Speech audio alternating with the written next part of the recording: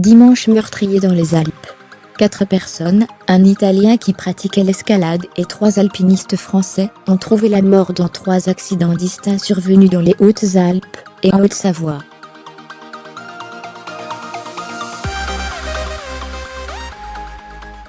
Le premier de ces 3 drames a coûté la vie dimanche vers 6h30 à un Milanais de 40 ans qui progressait à 3.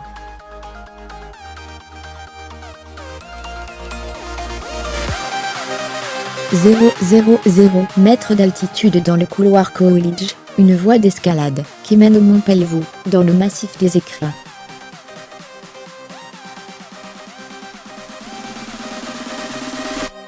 Le quadragénaire aurait péri après avoir dévissé sur une centaine de mètres, ont indiqué les gendarmes, qui ont procédé dimanche après-midi à des auditions de témoins, pour tenter de déterminer les causes exactes de sa chute.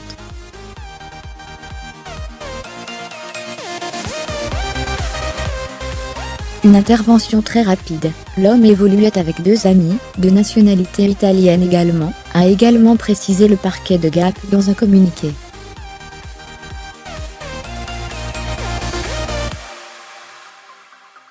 Les secours n'ont pu ranimer la victime décédée des suites de ses blessures bien qu'il soit intervenu très vite sur les lieux du drame.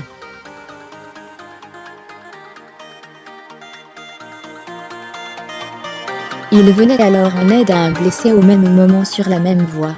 Le second accident s'est joué vers 8h, dans le massif du Mont Blanc, Haute-Savoie, aux dépens d'un alpiniste qui a trouvé la mort après un dévissage.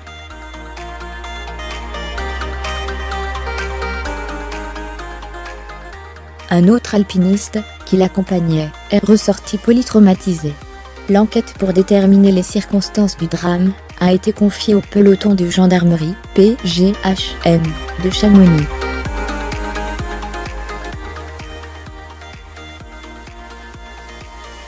Un guide et 2 clientes. Le dernier accident a, quant à lui, causé la mort de 2 alpinistes françaises, 2 femmes de 48 et 54 ans, qui progressaient encadrées par un guide sur une voie des Enfetchors en direction de la Brèche de la Meije, Hautes-Alpes, un sommet situé à 3.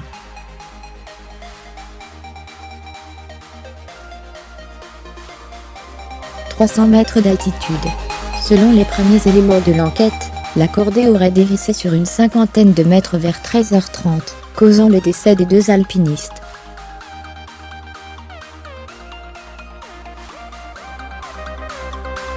Le guide de haute montagne, un homme âgé de 32 ans, qui accompagnait les 2 victimes, a été blessé et transporté à l'hôpital de Grenoble.